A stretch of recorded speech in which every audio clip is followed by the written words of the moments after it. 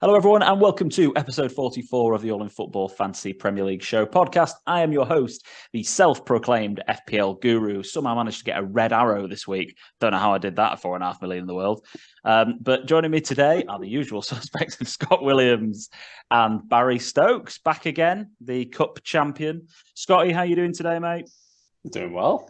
Fantasy's going well. Going on holiday next week. Life's pretty good. Yeah. There we go. Barry, how are you doing? Well, obviously I missed the other week. I went for an eye test because I was struggling, as Scott keeps saying. I need to do an eye test, and I thought I needed it. It works for Castagna. He had an eye injury, and obviously he's now good. So hopefully I can kick on now. You definitely need an eye test after going for Skamaka over Mitrovic, mate. But there you go. Yeah, true, yeah. But thank you ever so much to everyone for joining us this week. Don't forget to like the video, share your video with your friends. Why not? Let's do that as well.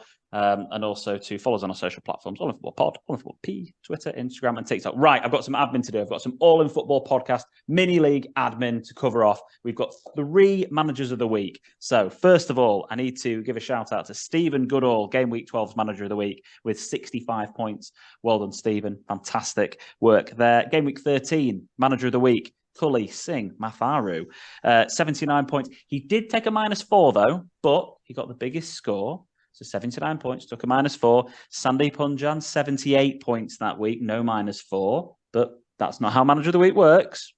Remember, -4, still got Manager of the Week. And Scott Williams, 77 points that week.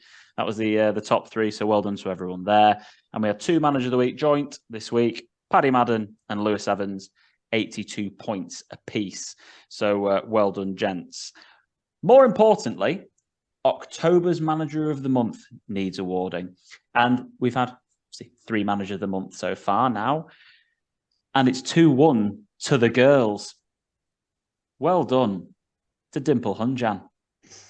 81 points this week she got as well. So well done. 82 was the Manager of the Week. You got 81, well done. 411 points, 10 points clear of Cully Matharu. And David Byrne there, third in this month, equal with Jason Wheel, 396 points. So well done to Dimple Hunjan. You have more Managers of the Month than your husband, that's for sure, so far. And yeah, it's great to see the girls at the top. So well done to Nicola Tomlinson for August, and Jeff Belcher for September, and then Dimple Hunjan for October.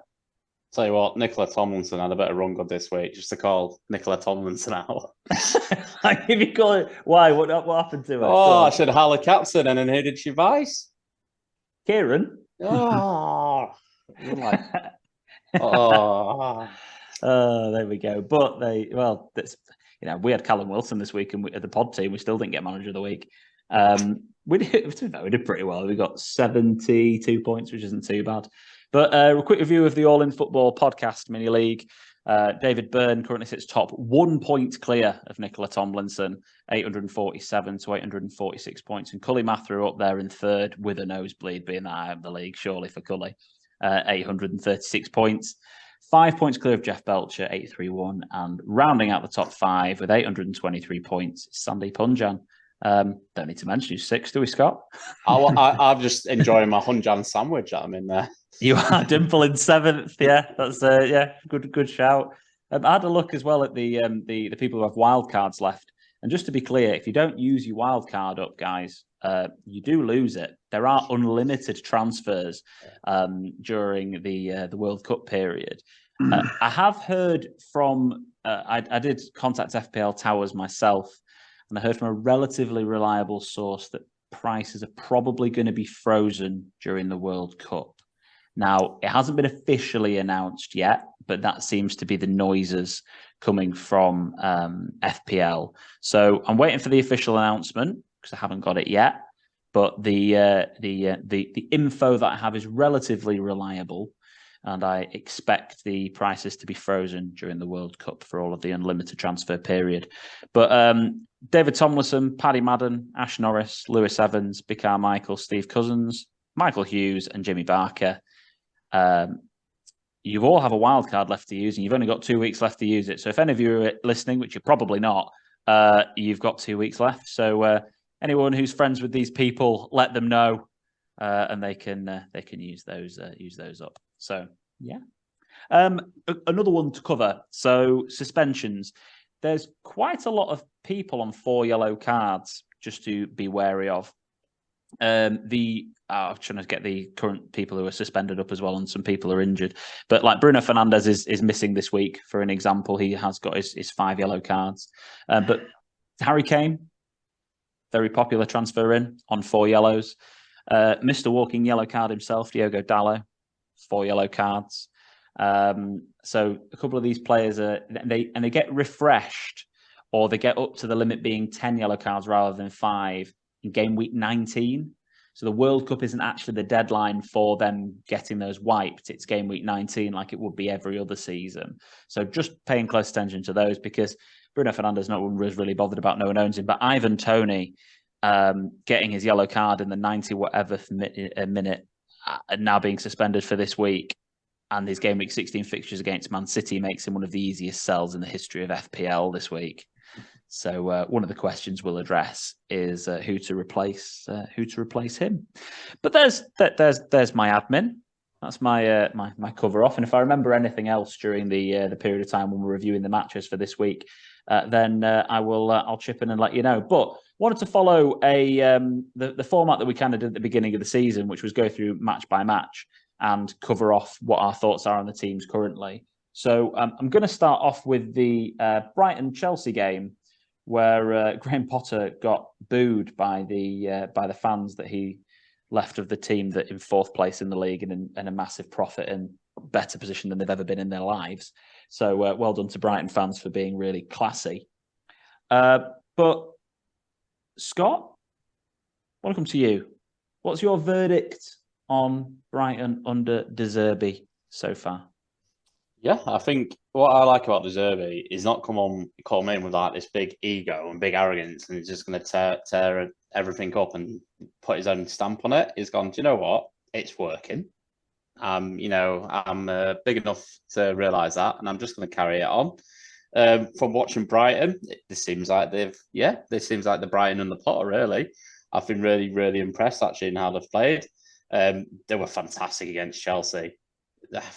4-1, I'm not going to lie, 4-1 flatters Chelsea, because they could have been 4-0 up in the first 5-10 minutes in that game. The amount of chances they had. Don't get me wrong, Chelsea were, at fault for a lot of those giving easy chances away. But yeah, Brighton were fantastic. And I think with Brighton, if they've got the main players fit, like your Trossards, etc., they honestly do look a really decent team. I think they were fairly unlucky against Man City the week before. And they narrowly lost to Spurs. I think it was one of De Zerbi's first games there. So I think he's done well. I think he's been written off by a lot of TalkSport basically. So I think he's actually come in and done really, really well. And I'm impressed with him. Especially considering it's his first win, isn't it? That. Yeah. But the signs have been positive. A draw against Liverpool, a loss to Spurs, a loss to Brentford, a draw with Forest, a loss to City, and then beating Chelsea. So the only one really there is the draw with Forest. They were tightening up anyway. That was a Forest thing they've been trying to do big time. The loss away at Brentford it's a difficult place to go. As a United fan, I can tell you that. If you look at the Forest game, it's ridiculous 0-0. If you look at the stats, absolutely dominated them. Yeah, they should have won that. And Baz, your take on Mr. Trossard? He's on 73 points, 7 goals, 2 assists. He's he scored against this season. A big team, West Ham, Leeds, but Leicester, Liverpool hat trick, City, and Chelsea. Great option. Someone to look at.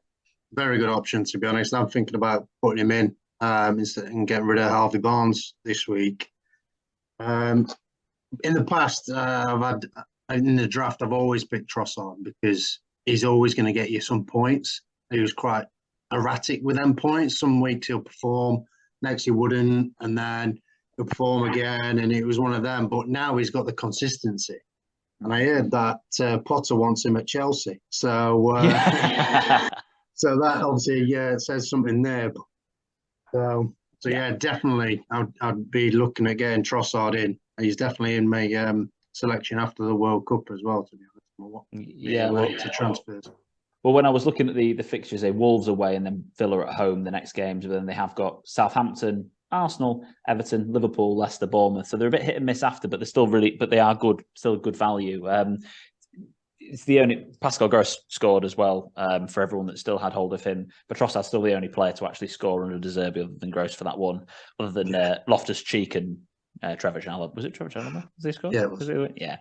To move on to Chelsea, it seems like we need to stay clear of these guys at the moment. He's playing Cucurella at centre back, and he's bailed on that every single time he's tried it. It's not really worked. He had Pulisic and Sterling as win backs this time. What's your verdict on Chelsea so far, Baz, under Potter? Well, obviously Swansea fan, so obviously I know Potter very well. His tactics are really good, but what he didn't do against Brighton, he didn't change it early on. He seen it didn't work. He thought, right, actually, I'm just going to stick with what I've got, and he backfired miserably. He usually does the early sub like he did against Manchester United. He didn't do it, and as you can see, it failed miserably. And as Scott touched upon a couple of pods ago, he doesn't know his starting 11. It doesn't help that Fofana, James, and Kante is injured, the defensive assets that they have, and Kante is a massive loss for him. Being obviously that shield in it just before like what Partey is doing for Arsenal, and I think that's where they're struggling.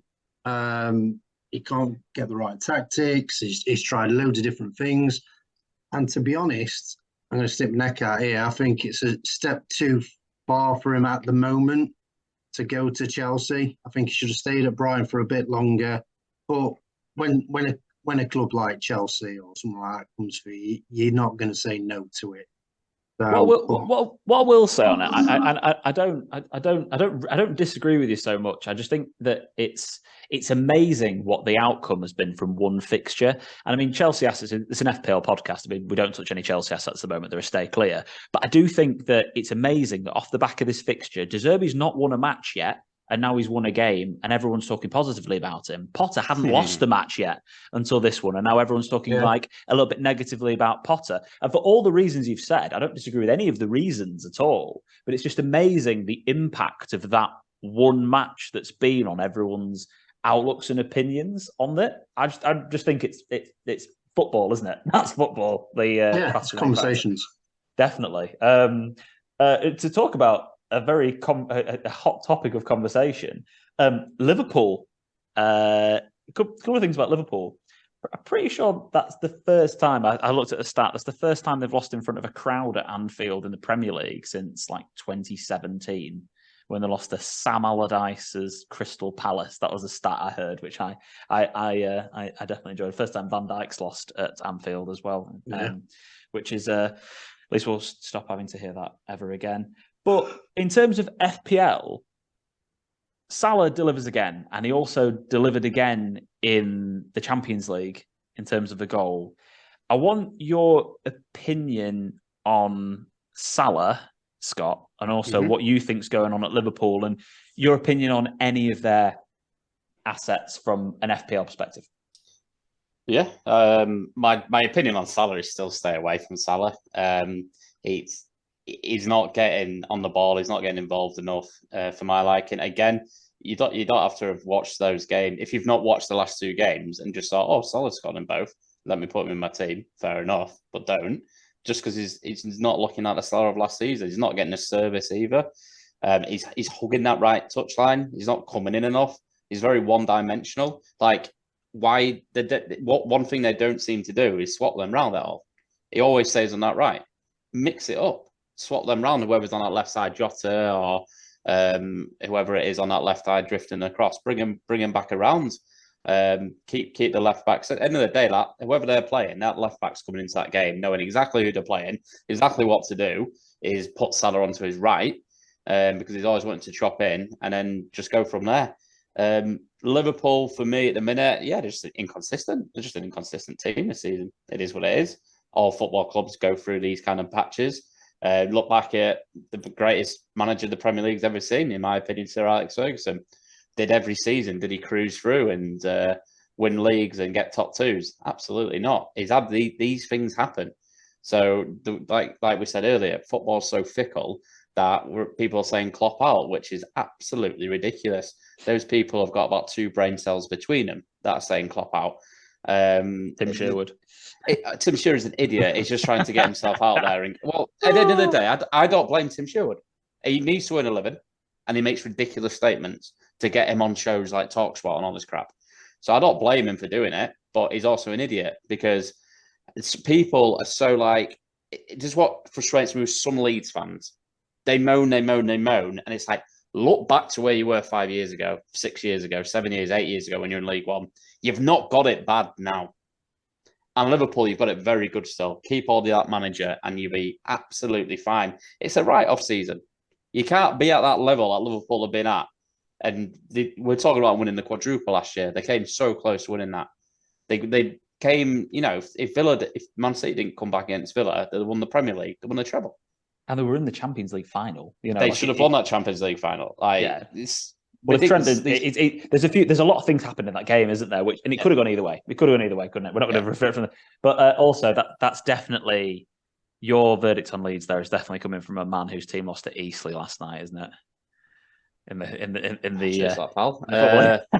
Not bad result that. Not bad result that. But yeah, it's frustrating when you're a team, you spot a team like mine, and you're as bad as it's ever been. You look at these other supporters and think you've not got it too bad. Liverpool from a fantasy football point of view, absolutely stay away from every one of their players. I don't see anyone consistently performing and bringing points in. I will be getting Salah out this week. Are you taking them out? Spurs away. Yes, I'll be taking them out. I'll be looking at getting a Man City asset in. Too nice a fixture that. Oh, definitely. Well, just to touch on that in terms of the home and away thing before we go just onto Leeds briefly, I was really intrigued to have a look at the home versus away stats for this season so far, because it felt like to me home advantage was bigger than it's ever been. And the home win percentage this season so far is at 51%.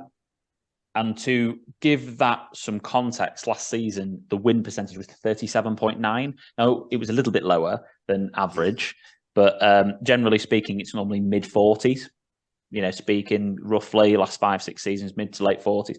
So the win percentage is higher this season. More points have been won at home so far this season than it has done in previous. So that's why it was important, I think, to have a look at the teams who play at home twice. So obviously we're going to have a look at those in quite a lot of detail. City, West Ham, maybe not so much Forest and Wolves, but Spurs as well. So but we'll touch on those. But home advantage seems much bigger than it has been in previous seasons. So definitely, because I picked Harry Kane as captain, didn't I? Yeah, away at Bournemouth. You have a thing about pick captains away at Bournemouth, don't you, Bas? Oh yeah, it's a curse. Tony, Kane, no more Bournemouth away. Haaland, no, not picking him. Not for that fixture.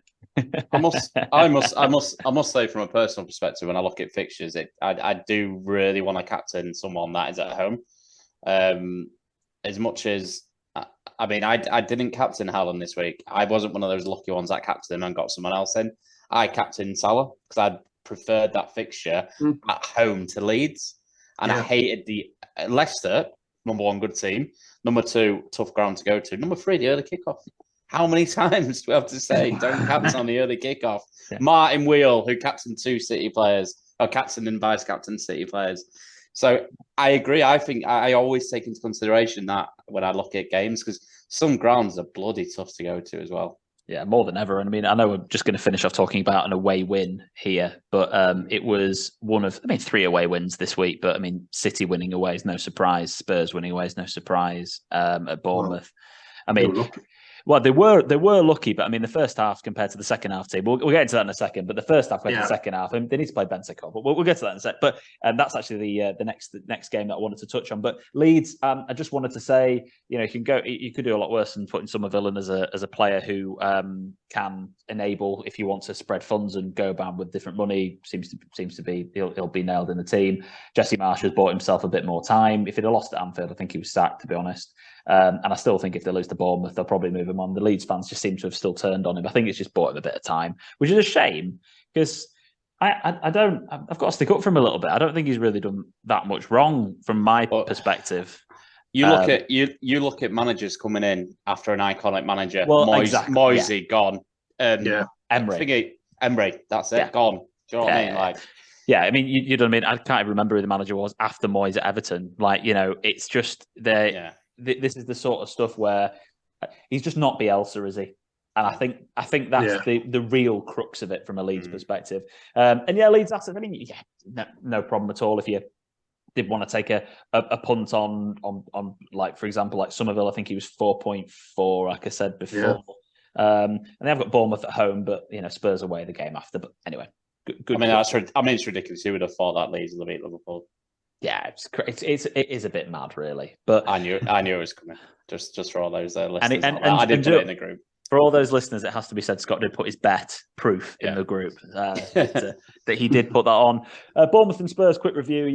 First half, Bournemouth were, I don't know what Spurs were doing, sitting back. They got beaten the air. Kiefer Moore as an asset, delivering, seems to be back playing 90 minutes back from injury. Again, as an enabler third striker, not the worst shout in the world. Looking at Spurs, they need to play Bentancur. It's quite simple again that he came on and changed the game. Eric Dyer as well. Eric Dyer, that's the first game that he's not started this season in all competitions. And he comes on and he's played right centre back and played Langley at centre. Langley at the centre of the three. It seems to work a lot better. So I think everyone was holding on to Dyer as a defensive asset. I still think he's a good pick to have. Emerson, I think Perisic just appeared in every single game this season, but 7 starts, but 13 appearances. So he keeps coming off the bench for 6. So the wing backs seem to be a steer clear. It's relatively simple for me with Spurs.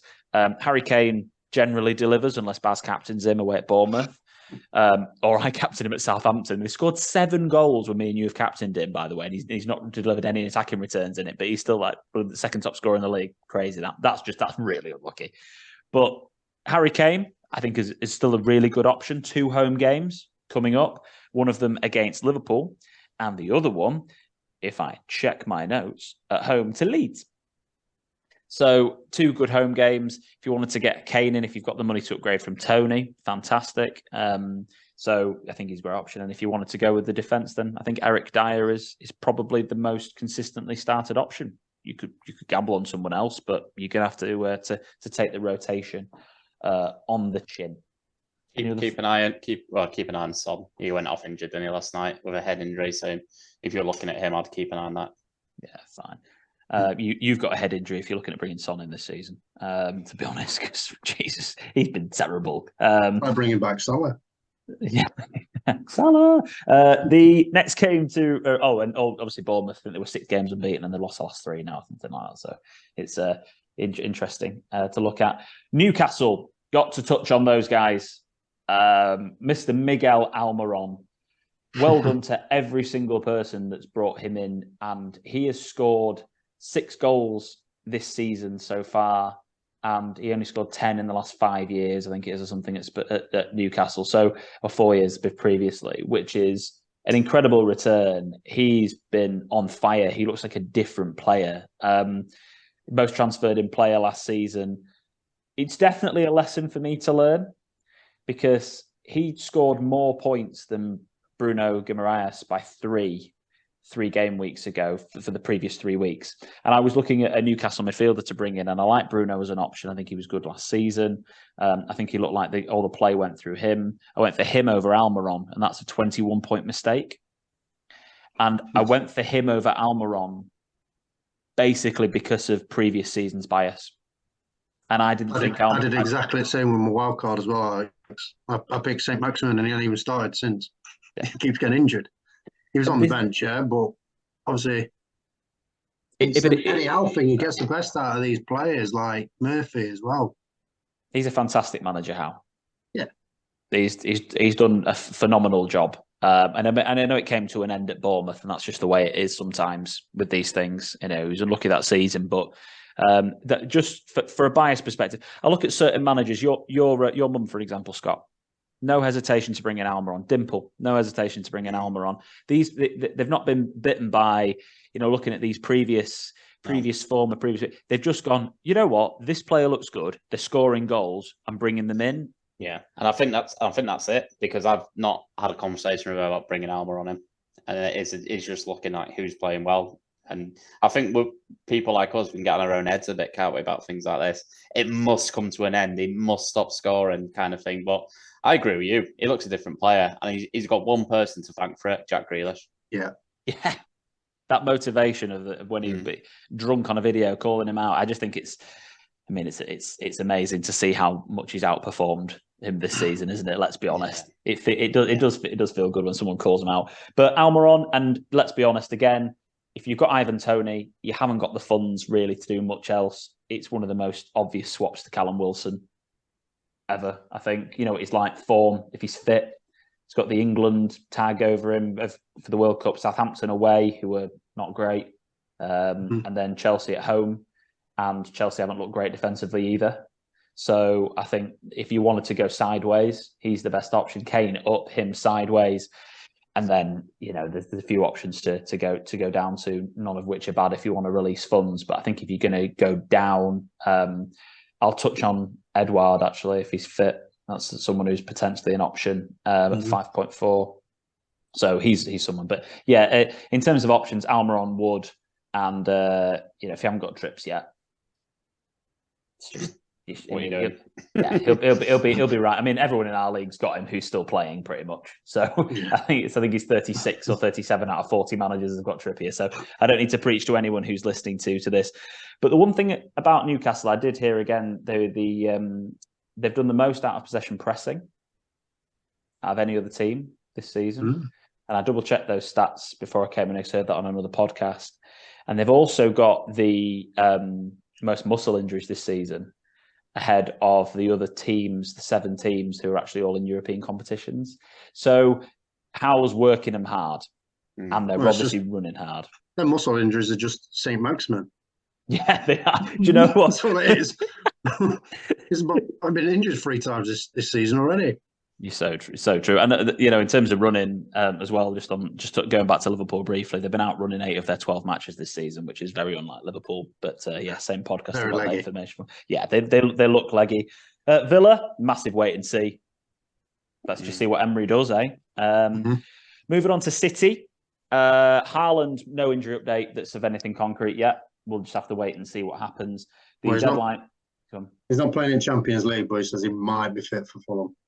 That's it. And there's no point selling him because let's be honest, like Fulham's, they've got Fulham and then Brentford, isn't it? 2 home games.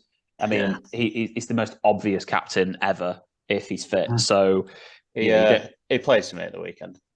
Yeah, you'd have thought so if it's. I mean, I think everyone's crapping themselves a bit because it's like, oh, Pep said yesterday. Pep didn't say yesterday. Pep said at the weekend he wasn't going to play anyway because they're through in the Champions League. So yeah, I think he definitely plays. These are 2 big games in the league, really. I mean, they're in terms of home form, they're top 6 out of 6 wins, but they need to win these 2 games. If Fulham aren't a pushover team, and Brentford also, Thomas Frank plays, he's not going to park the bus. Like it's going to be a bit more of an interesting match, and they need to go into the World Cup winning these 2 matches. They're through in the Champions League; they can play whoever they want tonight, and also it's Carabao Cup the next midweek, so they'll play whoever they want to in that game. The A team are going to play in these 2 matches. So there could be there's a big win in there. So if you haven't got a City midfielder, if you haven't got a De Bruyne, and I think Foden will come back in, but you can never predict Pep. But if you've got the ability, I heard a lot of people moan about selling Foden for Saka and then Saka getting injured. And I'm like, the biggest positive about that you've ever had is that you can get De Bruyne now without taking a -4. Like if you've got some funds to do it, you haven't got the Cancelo, Foden and Haaland like I've got. I'm going to have to do a sideways move to De Bruyne to get him. So don't worry about it too much. If Saka is injured, you've got the funds again. Downgrade a striker. You've got, it's a 2-week punt here. So I mean, if you've got Toney and let's just say a Saka in midfield, and you really want to get De Bruyne, then bring De Bruyne in for Saka and then downgrade Toney to a 4.3 or something. Put them on the bench for 2 weeks. It's not a problem. Pretty obvious stuff for City. I think they looked maybe a touch blunt without Haaland, with Alvarez, but anyway, they had the only big chance of the game. It was called offside, but it wasn't offside.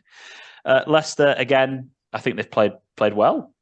Scott, thoughts on Leicester? Like, are they going in the right direction? Any FPL assets from them? Yeah, I'm enjoying watching Leicester. Even against Man City, they did have some good opportunities. Yeah, I mean the assets for me are just the normal, really. Maddison, Harvey Barnes, really are the two that stick out for me. If you want to name below, I think we've mentioned them a few times on this podcast before. Dewsbury Hall just get himself into that Højbjerg position, is what I'll call it now.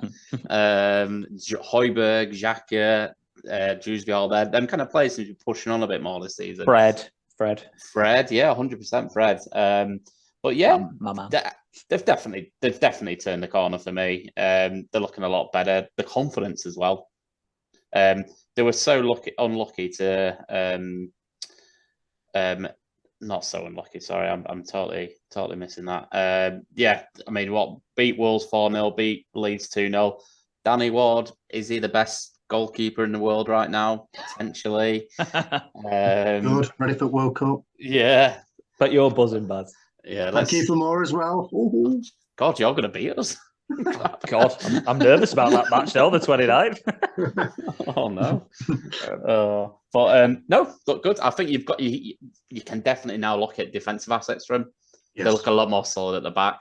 Castagna for me, probably the one that sticks out. Yeah, he's been in form. I've got him, and he's done really well actually. They've got Everton and West Ham away, both those games away before the World Cup, and then they do come back to a couple of really hard fixtures after the World Cup. We'll cover all of after the World Cup stuff, but they come back to Newcastle and then Liverpool, but then they do have a really good run of Fulham, Forest, Brighton, Villa.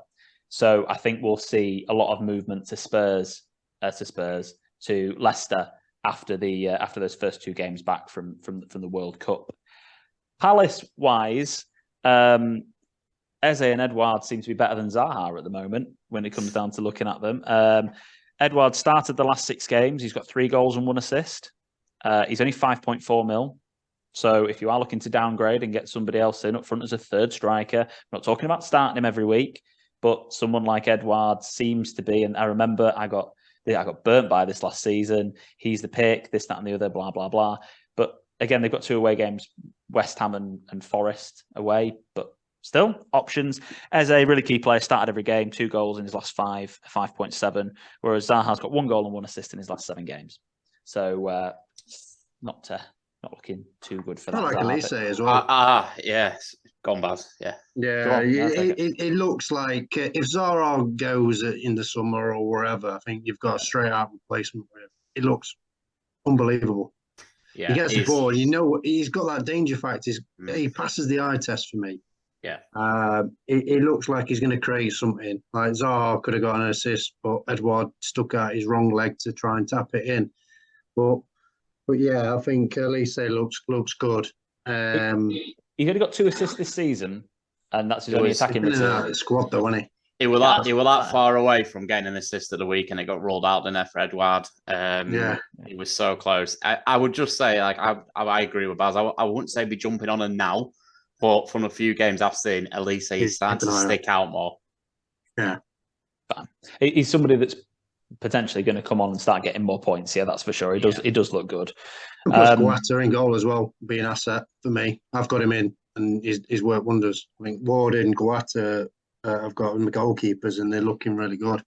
Well, we've got Anderson in the pod team as well. I think, again, in terms of a defensive asset, they're a team you can look at to hold a defender for, definitely.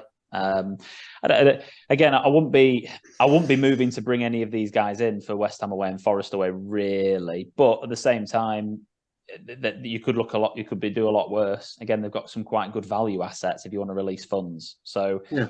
It's never really a mistake to bring them in at this point, I don't think. Southampton lost 1-0 to Palace. Not really much to say about them other than they're all underperforming on their expected points metrics. Every one of them, pretty much. They've failed to score in 5 games. They've only got 2 players that have scored more than 1 goal this season. The 17th, I think. I don't have anything really positive to say about Southampton personally. I do like one player for Southampton. That Aribo looks a good player. Yeah, he scored twice this season. Came in from Rangers. He's a midfielder, kind of playing up front. he's not a bad option. But I wouldn't jump on him. Yeah, it's just a shame, isn't it? Really, I think. Tony out, Brentford, 1-1 with Wolves. They've actually weirdly Brentford, right? They've only won 3 games all season. Wow. They beat United, Leeds, and Brighton. And they've just drawn. They've got the most draws in the league with 6. Actually, Ben Mee's worldie was lovely for my draft team. What an absolute stunner of a goal that is. But Tony replacements, guys. Any thoughts from you? I mean, obviously I've mentioned Wilson, Edouard going up to Kane. Any other strikers that really stick out to you for the next couple of game weeks? Calvert-Lewin. Always going for the Calvert-Lewin punt. Okay, good. Feels like a right trap, that, doesn't it? Right. England call up. He's going to be obviously on show, isn't he? Yeah, he's not going to get an England squad, mate. Well, I've seen worse. Danny Welbeck. Yeah, exactly. Well, Tammy Abraham not playing well in Rome. So, yeah. Leicester at home, Bournemouth away are decent fixtures for Everton if you wanted to take a 2-week punt. Yeah. He's dead to me, Dominic Calvert-Lewin, since my triple captain. Your 1-point triple captain. Yeah. I think if you catch him and run good in a game where he's going to get 2 or 3, fair play. But for me, it feels trappy. Yeah. But I feel like if you go for Wilson unless you've already got 3 Newcastle assets, I guess. If you've got like Pope, Trippier and like Almiron, and you have to go somewhere else. But I think Wilson for me is just the obvious one. Yeah. He is for me, but obviously I just wanted to throw another one out there. I think it's ridiculous, Baz. I like the trap. If you want to fall into the Darwin Núñez trap as well, you can do. For me, I really like Jesus to watch. He's on 4 yellow cards as well. But Chelsea away and Wolves away. Is he scored for about 5 months? Has he? Well, he should have had goals than Núñez. He's actually not scored since they played Spurs in game week 9. But he has got three assists in that period of time, and also he should have had 2 last game week. He should have had 3 if Nelson had put away the first chance. He does everything other than score. It's very Jesus. He underperforms his XG pretty much every single season, so it's very Jesus the performance. He's just a better Lacazette, isn't he? Really, let's be honest. But I've got him, and I've got him for the end of this time, and I'm not unhappy about having him. If you wanted to gamble on Chelsea, I mean, Kai Havertz has been playing and he has scored a couple of goals. So if you really wanted to gamble, you could go for that. That's more ridiculous than DCL. What about Antonio or Scamacca? 2 home games, Palace and Leicester. Antonio just does podcast now, doesn't he? He's rivaling us. Footballers Football podcast. He actually called me for some advice. I don't blame me. Danny Welbeck, Wolves and Villa. If Haaland's out, Alvarez, why not? He's do you want to go for the ultimate trap in Emmanuel Dennis? Get Anwani on whatever. Well, that's Anwani is the guy or whatever he's called. I can't. Anwani is he's actually somebody who got shouted out. Brentford and Palace at home, both of them. But it's I know Edouard's got a flag on him at the moment, which would mean that Mateta might be somebody. But yeah, it's very much a case of if I'm going to do it, Greenwood's 4.2 million for Leeds, so getting him in to downgrade somebody and then spending your money in midfield. That's probably the advice if you can't get Wilson and Tony, isn't it? Let's be honest, or go up to Kane. So we've covered off. It feels like last season we're covering off strikers that are rubbish again. Fulham, the Mitrovic. Let me have my moan for 30 seconds.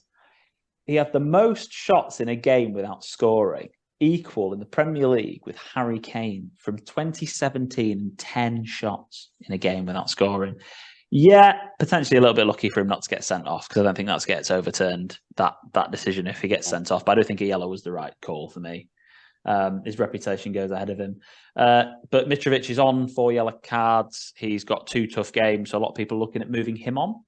A lot of people have said this to me. I need Mitrovic. I need to get rid of him. I need to move. I don't think he's that much of a problem. I mean, you've got other problems in your team. Sorted them out before Mitrovic. He's going to play for you, and he can deliver a goal.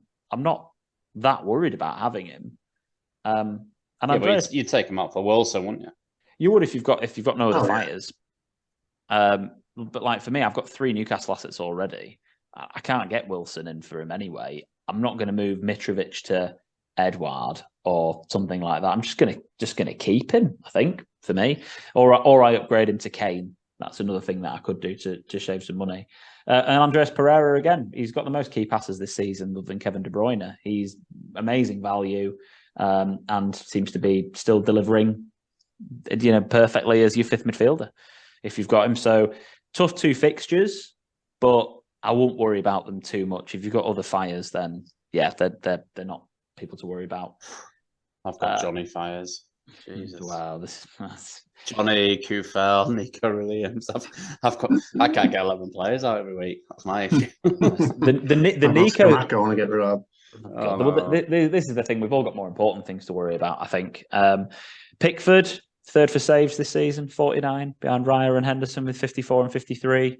For Everton to look at as an option. Iwobi, 5 assists. Cody's got 51 points. Pickford's got 50. I mean, if you're looking at any of these players, then you're scraping the barrel a little bit, I think. But Pickford's not bad for a couple of weeks, and neither's Iwobi as a punt. If you want to free up some funds, you've reaped the rewards of having him in draft, Scott. Not bad, is it? Let's look at Arsenal briefly. Don't need to cover them too much in terms of the obvious fantasy assets. Reece Nelson, 2 people captained him in the game. That's absolutely insane, isn't it? He's not played a minute before. Was one of them Reece Nelson? Have we found this out yet? Apparently not. He tweeted him, and it wasn't him. Wow. He's sending free shirts to the 2 people that have. Those 2 people definitely just don't play fantasy, and they've just taken the mick. Best Saka replacements if he's gone is an interesting one. So obviously City assets. If you're looking at players and teams that play at home, Jared Bowen should have had more returns than he has. One of them being a penalty that he missed, and then Harry Maguire's incredible block. Well done, Harry, against Man United. Lads, mid-price midfielders, or are we going to go lower here? Are we going to look at, for me, obviously Almiron, Rashford, these guys are all options. Any Trossard, any of those players stick out to you for replacements for Saka in case he's injured? Any other people? Bernardo Silva, Ben Rama passes the eye test for me. Then yeah, Ben Rama's an interesting one. I think he's got some points in him.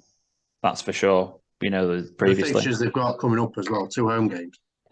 Well, again, that's one of the biggest things. They're one of the double home, Palace and Leicester.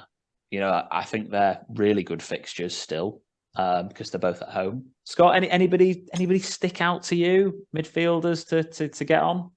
I mean, you could look at Martinelli, rather. Yeah. First name, innit? First name's the G-man. Yeah, I mean, don't get me wrong, Chelsea away is a tough fixture, but I mean, Wolves away is not too bad. I quite like Ben Rama. The eye test he has looked really good on the eye test, but and I think West Ham have looked a better team when they've started playing him. So no one's got like too many mouth watering fixtures, have they? I know United have got 2 away games and they're against Villa and Fulham, but Fernandes is suspended. And I think that means that probably Fred will come in and Eriksen will play in a 10, I'd have thought, rather than Van der Beek getting a start randomly. And Eriksen's on set pieces. He's definitely a touch of class. 6.3 mil for a 2-week punt. Don't get me wrong, I think you go Rashford over Eriksen 6.6 compared to 6.3. And Rashford's playing wide and he's looking really good, looking like a player that he has done previously. But if you wanted to go for a real differential, Eriksen's only 2.8% owned. I foresee some points over the next 2 weeks for him. The cross he put in for Rashford was unbelievable. Put on the sixpence for him. He just went, attack that. And obviously he did. What a signing, honestly. Eriksen's done a great job. Forest, we'll leave them for now. I mean, they've got 2 home games. We touched on one, whatever. But I'd struggle to pick out really anything more positive to say. Henderson goalkeeper, but that's about it. Probably make saves. Yeah, Henderson, good shout actually. Yeah, 2 home games, makes saves, gets bonus points. Definitely someone to consider if you've got the Kepa and Iverson double up from your wild card, because some people have got that, and Kepa's now injured, isn't he? And Iverson's not playing because Danny Ward's the best keeper in the world. United, yeah, Rashford and Dalot. Don't think there's any other real assets other than maybe Eriksen to look at. Anthony's still got a knock and is injured. You could look at someone like a Langer if you wanted to go cheaper. I think he's going to get game time. Sancho's not looked himself, but I'll finish there about Man United. Oh, goalkeeper, De Gea. Yeah, I suppose so. That's saved from Zuma's header. Wow. Oh, he's incredible shot stopper. That and the Rice said the Zuma's header was unreal. I just don't know.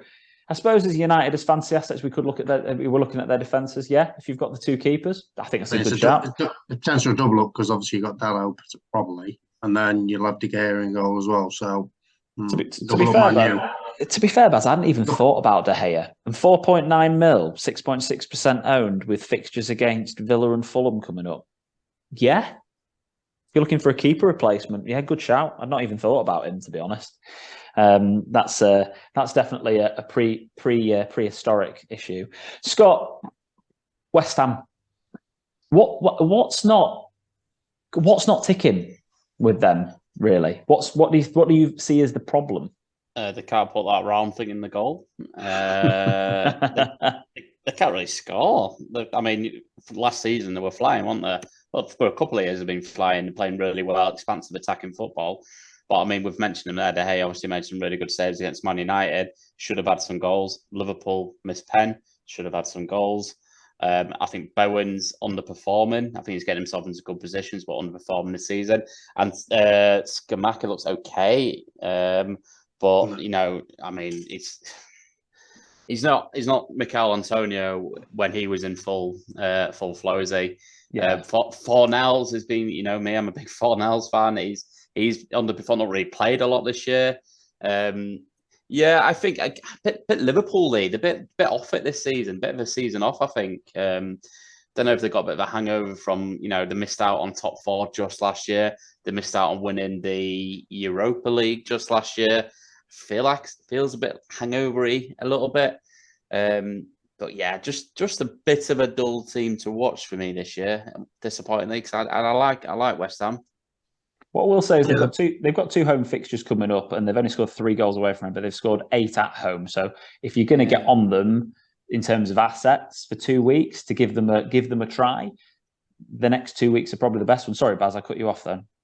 Yeah, for me, I think it all comes back from Skamaka dropping too deep, and they try, instead of holding or building people around, he tries fancy flicks. And it's like, just hold ball. Let people come to you and play off you. It's simple forward work. Trying to be a fancy target man. No, it's not working. For me, if you're going for assets, I'd be looking for a Craig Dawson. He looked an handful. The only problem is 4.8 million, where you could get probably Zuma for cheaper, I think. Oh, depends if you like cats though, doesn't it? Yeah. Out of principle. For me, if you got Zuma in your team, you clearly don't like cats. And I'm just going to say that right here, right now. Expect Jimmy to put him in his team then. Yes, and that's covered off. All of the teams one by one. I think we've done quite well. Wolves, haven't we? Oh, sorry, they're not worth talking about. We don't talk about Wolves. Sorry, I did miss out. He's in charge of them, is he? I did. Whoops a daisy. And anybody want to talk about Wolves, Baz? What do they need to do to turn it around? Everything, I think. Defensively, they used to be sound. Now they're struggling, conceding far too many goals. But I suppose they did play Man City, and that brought the average up. But conceding 1.46 per match average, scoring goals is 0.46 per match. Costas gets sent off for an headbutt. It's just shambles. It is just shambles. It's like he missed him first time and he went for him again. What's wrong with the lad? They've got creativity there. Like the XG is 1.51, and again 4.31 shots from 13.54 shots per game. So it's not a bad ratio, but you just can't put ball in back in it. Similar to West Ham, easy as that. I won't be looking forward to that game when they play each other again. No. It's nil. Must be Especially 5-5 or something. but if West Ham are away, it'll be Imagine 5-5. West Ham are away next game. They play them. It was 2-0 to West Ham earlier. Yeah, that's a 0-0 all over it. Skamaka scored. Don't tell Baz. I transferred him in. I was like, yeah, he scored. He looks him in. No, that was because me. I've just seen he scored. Didn't do an eye test of that. Wow. Think go with Timothy. Yeah, I didn't do a Castagna, poke himself in the eye. We've got a 2-game mini season then, lads, and we've got 5 teams that play at home, like I touched on before with both games: City, West Ham, Forest, Spurs, and Wolves. And you know, the teams that you could look at, Spurs and City and West Ham in particular, you could look at 2 teams that play away both games: Brentford, Arsenal, Leicester, Man United, and Crystal Palace, and the rest have all got a bit of a blend.